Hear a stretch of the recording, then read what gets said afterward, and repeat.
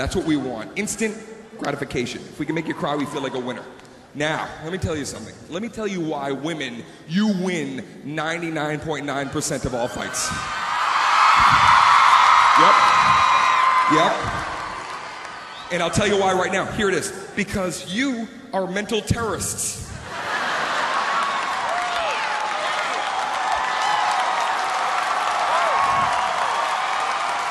You are brain ninjas. And you know how to get in there with your katana and just cut us and disappear into the night.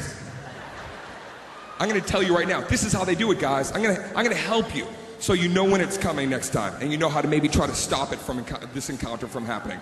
This is what's gonna happen. You're in the fight, okay? It's going back and forth. She's preparing to say a comment, okay? She's got a comment on tap that she's gonna say. And it's the tiniest, it's just a little tic-tac size comment. But this is a fucking detonator. And she's gonna say it, and it's gonna go deep into your cerebellum, and it's gonna sit there. And at some point, 3 days later, 30 days later, it's going to explode, rotting you from within. I'm telling you right now. She's gonna say this comment, and here's when you know it's coming. Physically, I can show you when it's coming right now. This is the physical movement that she's gonna give to you. If you're saying, Dane, how do I know? How can I prepare myself? Here's when it's gonna happen. During the argument, there's gonna be a point where she's gonna stop and change her game up. The minute she starts agreeing with everything you're fucking saying, look out! You are in trouble, okay? And I'll show you physically what's gonna happen. You're gonna see her leg do this. The moment her leg locks like this, you've just driven into Fuckville. And she's the mayor. So she's locked. They're loving it right now. They're loving it. Now at this point, she's going to start agreeing with everything you're saying, and that's bad. The moment you start hearing her go, you know what? You're absolutely right. You're absolutely right. And I don't even know. Why would I even know? Because you're the czar of right. And we're all just floating in a sea of wrong as you go by and your ship is right. Just please tell me, throw me a lifeline so I know. You're right. I didn't even know if I'm right about this. I could be wrong about right now, but you know. Why don't you tell me if I'm right now? Right there. The minute she starts hitting you with that, you better be prepared because there is a fucking torpedo in the water. And it's coming to get you. Okay, so physically, here's what she's gonna do. She's gonna lock the leg. And then after she's done with her little you're right, she's gonna do something with her hand, with her arm. And it's always different, but it involves touching her own face and then doing some kind of windshield wiper movement. She's gonna vary it up, and it's gonna be something like this. And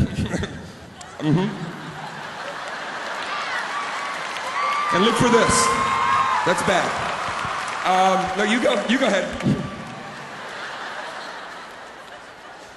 Now, here's what she's gonna do. She's gonna pivot her body. She's gonna pivot, and then she's going to take 3 to 5 steps.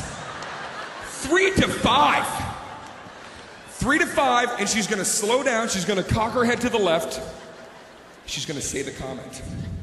She's gonna say the comment, and here's the thing. There'll be no emphasis. It'll be very subtle. It'll almost be a whisper. And why is that? To make you listen. And it is gonna be a destroyer of worlds. It's something like this, right? She does the thing. She's gonna turn, and then she's gonna go like this. Well, you're stupid like your father.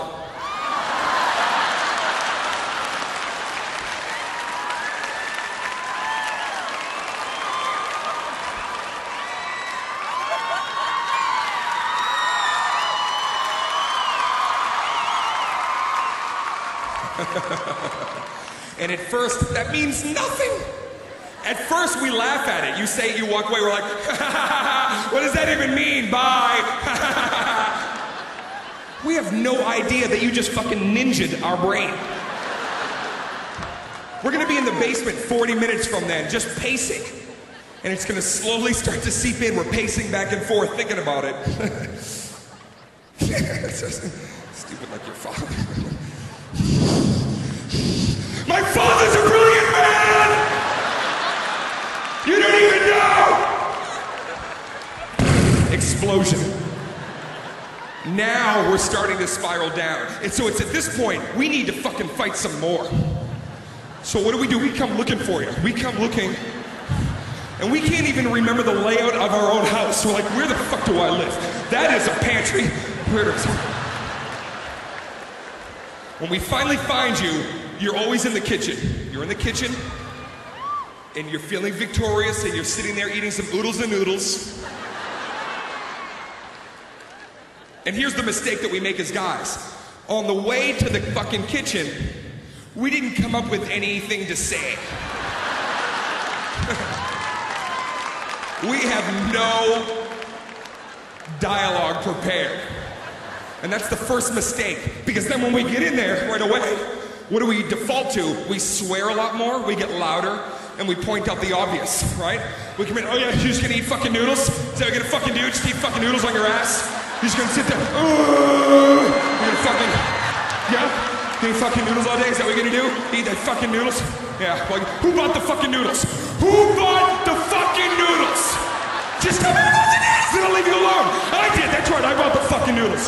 Enjoy my fucking noodles that I fucking bought, every box, mine. I fucking bought them. And you know what? I fucking love noodles, and I loved them my whole life. I loved them, and you know why? You know why I loved them? Because when I was a little boy, my dad used to buy me all the fucking noodles I wanted. He bought me all the noodles. If I said, Daddy, I want some noodles, he fucking bought them. And you know why he bought them? Because he's a smart fucking guy. You don't even know. You don't even know. That's the last thing we always have to say when we leave. You don't even know. You don't even know. You don't even know.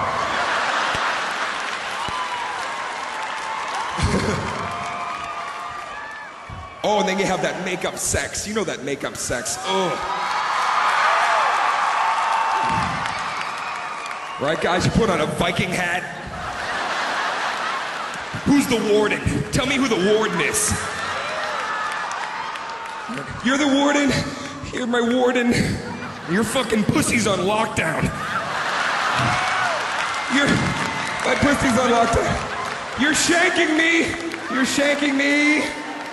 With your shank-like cock and my pussy.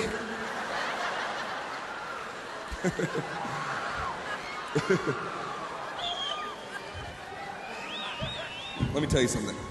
Recently, I was walking down the street. I see this couple. They're about 80 years old. Okay? And they stopped me on the street. They said, young man, would you please take a photo of my wife and myself? And I could just see that their connection that they had. It was unlike anything that I'd ever seen before. And honestly, it was something that I wanted in my life. And I said, I would love to take your photo. And I took the camera. Edward was the man's name. I got to know them a little. Edward and Phyllis. And I said, well, listen, Edward and Phyllis, I'm going to take this photo. This is going to be a great photo. And it was in celebration on this day. 55 years that they'd been together. 55.